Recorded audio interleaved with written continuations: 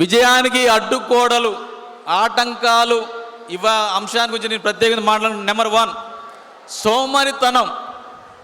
M I right? చాలా వరకు కూడా మన కుటుంబాలలో ఉన్న యువతీ యువకులు సక్సెస్ కాని వాళ్ళు మొట్టమొదటి కారణం ఏంటంటే సోమరితనం.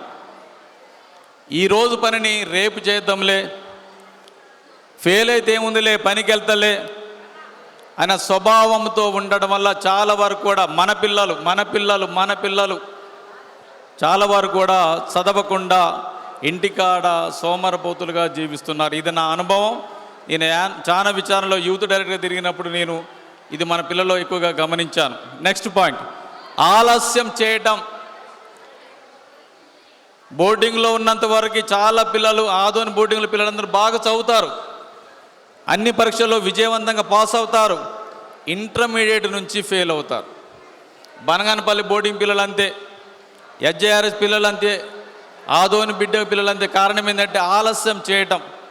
ఒక్కసారి బయట ప్రపంచానికి వచ్చినప్పుడు మనమందరం కూడా ఏం కాదులే, రేపు చేసుకుందాంలే, రేపు పాస్ అవుతాలన్న మనస్తత్వం కలిగి ఉండడం వల్ల మనం వెనకబడిపోతూ ఉన్నాం, ఓడిపోతూ ఉన్నాం, మన విజయాన్ని మనం అందుకోలేకపోతూ ఉన్నాం.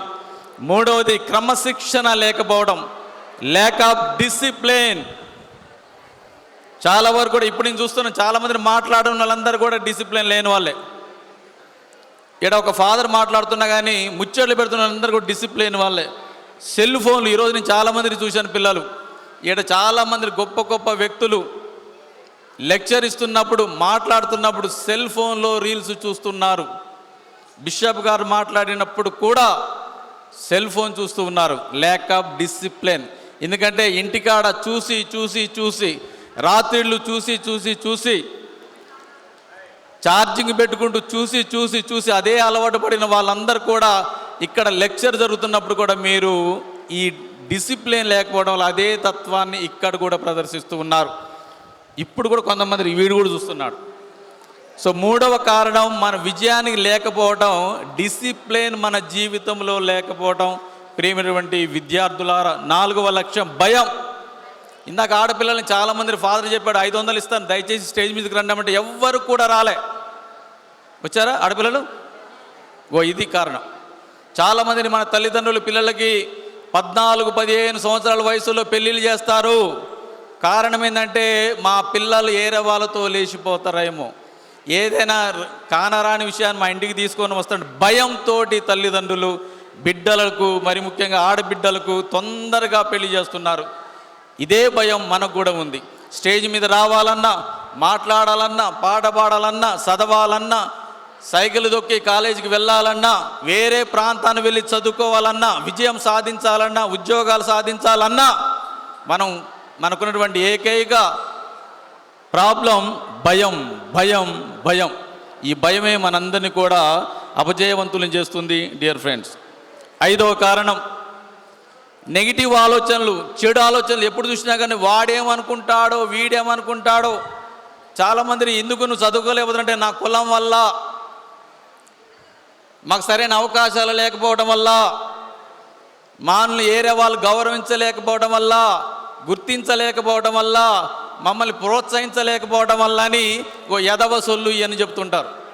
నెగిటివ్ ఆలోచనలు. ఇదే ఆలోచనలు అంబేద్కర్ ఉంటే మన యొక్క రాజ్యాంగాన్ని రాసేటువంటి మహానుభావుడే కాడు. ఇదే ఆలోచనలు ఉంటే పోలాంతో అని కార్డినల్ అయ్యేవాడు కాడు. ఇదే మనస్తత్వం ఉంటే మన ప్రియతమ తండ్రి గారు వారెండ్ల జోహానెస్ గారు ఈనాడు బిషప్ అయ్యేవారు కారు. వీటినన్నిటిని జయించిన గొప్ప వాళ్ళే ఈరోజు గొప్ప వ్యక్తులుగా మన సమాజంలో ఉంటున్నారు. వాళ్ళందరికీ గట్టిగా చప్పట్లతో మనం అభినందన తెలియజేసుకుందాం. 6వ ఆలోచన లక్ష్యం స్పష్టంగా లేకపోవడం.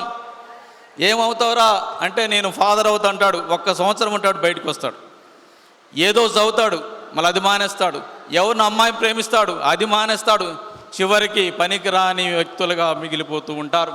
సరైన స్పష్టమైన అవకాశం, ఆలోచన సరళి, ఇది నేను సాధించాలి అనే ఆలోచన లేకపోవడం. మనం చాలా వరకు కూడా అపజయవంతులు కావడానికి కారణం ఏంటంటే ఈ లక్ష్యం స్పష్టంగా లేకపోవడం. I want become a teacher కావాలంటే నేనేం చేయాలి, ఏమి చదవాలి, ఇందాక మనకి చాలామందిని 10వ తరగతి తర్వాత ఏం చదవాలని చెప్తే ఎవరు వినట్లే, ఎవరు క్వశ్చన్ వేయట్లే. చేస్తురా 560 మంది ఇక్కడ కూర్చున్నారు. ఒక్కడన్నా లేచి నేను డాక్టర్ కావాలనుకుంటున్నాను, ఇంకొంచెం వివరంగా చెప్పండి, నేను ఏ కాలేజీలో చేరాలి, ఏ సబ్జెక్ట్ తీసుకోవాలి, ఎంత కష్టపడాలి, ఏ విధంగా నా కుటుంబానికి సమాజానికి మేత్రాసనానికి పేరు తీసుకురావాలి అని ఒక్కడు కూడా అడగలే. అడిగాడు ఎవడన్నా? ఒక్కడు అడగలే. ఒక్క అమ్మాయి అడగలే, ఒక్క అబ్బాయి అడగలే. లక్ష్యం లేకపోవటం అంటే మీరు ఏం కావాలో అర్థం కావట్లేదు. ఏదో వచ్చారు టైంపాస్కి వెళ్ళిపోతున్నాం అనే తత్వంతో కాకుండా ఇక్కడికి వచ్చినప్పుడు I have to learn something, నేను ఏదో ఒకటి నేర్చుకొని నా జీవితంలో ఇది కావాలని ఒక తత్వంతో వెళ్ళాలనే ఆలోచన చాలా మందిలో కనిపించలే. సెల్ ఫోన్ చూస్తున్నారు, గిల్లుకుంటున్నారు, బయట తిరుగుతున్నారు, ఈ బిల్డింగ్ పైన తిరుగుతున్నారు, వెనక తిరుగుతున్నారు, బోటింగ్లో పండుకుంటున్నారు, ముచ్చళ్ళు పెడుతున్నారు, సెల్ ఫోన్లు చూస్తున్నారు. సో దయచేసి ఇలాంటి ఆలోచనలు మనం మానుకోవాలి. చివరిగా మొబైల్ ఫోన్, సోషల్ మీడియా దృష్టి చాలా ప్రభావం మనపై ఉంది. చాలా ప్రభావం. రాత్రుల్లో నిద్రపోకుండా మొబైల్ చూసేటువంటి గురువులు మేము ఉన్నాం, యూత్ ఉన్నారు, ఉద్యోగస్తులు ఉన్నారు. ఈనాడు 10th ఇంటర్మీడియట్ చదువుతున్న మీలో కూడా ఈ యొక్క ప్రభావం ఎంతైనా ఉంది. డియర్ ఫ్రెండ్స్, సెల్ ఫోన్లో డబ్బులు అయిపోతే 39 రూపాయలు 49 రూపాయలు రీఛార్జ్ చేసుకోవట్లేదురా? చేసుకుంటారా లేదా? చేస్తురా లేదా? ఛార్జింగ్ అయిపోతే ఛార్జింగ్ పెట్టుకొని ప్రమాదమైనప్పుడు కూడా రాత్రంతా కూడా సెల్ ఫోన్ చూస్తున్నామా లేదా? చూస్తున్నాం. ఈరోజు ఒకడు ఈ రూమ్లో ఛార్జింగ్ పెట్టుకొని హాయిగా రీల్ చూస్తున్నాడు. సో దీని ప్రభావం మన విజయం సాధించబడి ఉంటుంది కాబట్టి ఎక్కువ శాతం ఈ మొబైల్ ఫోన్ ఉంది. డియర్ ఫ్రెండ్స్, అవాయిడ్ చేయండి. మనం బ్రతకాలి. ప్రభుత్వాలు మన మీద ఉక్కుపాదం మోపబోతూ ఉంది. భవిష్యత్తులో మన ఉద్యోగాలు చాలా కష్టం, మన బతుకుదేరు చాలా కష్టం, మన జీవించడం చాలా కష్టం, మన కుటుంబాలు పోషించడం చాలా కష్టం. అన్లెస్ అండ్ అంటిల్ మీకు ఒక లక్ష్యం సాధించాలంటే కొంతవరకే ఈ మొబైల్ను అవాయిడ్ చేసి మంచి కోసము మొబైల్ను ఉపయోగించాలని నేను ప్రత్యేక విధంగా మన మేత్రాసనం తరపున, మన గురువుల తరపున కోరుతూ ఉన్నాను. 8వది కష్టపడి తత్వం లేకపోవడం. మన బిషప్ గారు ఒక బుక్ రాశారంటే నైట్ 11-12 గంటల వరకు ఆయనే స్వయంగా కూర్చొని రాసి ఈమెయిల్ పంపించి ప్రింటింగ్ వరకు కూడా తాను దాని ప్రక్కనే ఉండి నడిపిస్తాను. గట్టిగా చప్పట్లు కొట్టండి మన బిషప్ గారికి. ఈయనకి 3 రోజుల పాటు ఇక్కడ ఉండటం చాలా కష్టం, కానీ మీ భవిష్యత్తు ముఖ్యం. మీరు కూడా ఆయన వల్లే కష్టపడాలని ఎక్కడో సుదీర్ఘ నవాబుపేటలో జన్మించి రోమ్ నగరంలో పెద్ద యూనివర్సిటీలో రెక్టర్గా సేవలు అందిస్తూ అంత గొప్ప పొజిషన్ వదులుకొని కర్నూలు మేత్రాసనానికి రాయలసీమ రత్నాలసీమలో పీఠాధిపతులుగా ఎన్నికై ఇక్కడ నుండి నాలాగా అనేక మందులు జ్వానేసులు తయారు కావాలని, నాలాగా అనేక మంది గొప్ప గొప్ప వ్యక్తులు తయారు కావాలని మన బిషప్ గారికి దగ్గర చాలా భాషలు తెలుసు. తెలుగు మాతృభాష, జాతీయ భాష హిందీ, ఇంటర్నేషనల్ భాష ఇంగ్లీష్, స్పానిష్, జర్మనీ, ఇటలీ, ఎన్నో భాషలు నేర్చుకున్న బహుభాష కోవిదుడు. దానికి గల కారణం ఏంటంటే కష్టపడే తత్వం ఆయనలో ఉండటం, మనలో లేకపోవటం. కనుక మరొకసారి మన పీఠాధిపతులు గట్టిగా చప్పట్లతో అభినందనలు తెలియజేసుకుందాం. మనము సైతం కూడా కష్టపడకపోతే మనం బాగుపడం, కష్టపడపోతే బాగుపడం, ఒళ్ళొంచకపోతే బాగుపడం, చెమట కార్చపోతే బాగుపడం, కన్నీరు కార్చపోతే బాగుపడం. ఈజీ లైఫ్కి అలవాటు పడితే, తల్లిదండ్రుల మీద ఆధారపడితే 30 సంవత్సరాలు వచ్చినా ఇంకా తల్లిదండ్రుల యొక్క డబ్బుల మీద ఆధారపడే మహానుభావులు మన యొక్క మేత్రాసనంలో ఉన్నారు. వాళ్ళందరూ కూడా కష్టపడే తత్వం లేకపోవడం వల్ల డియర్ ఫ్రెండ్స్. 9వది ప్రేమ కలాపాలు. అవునా కదా?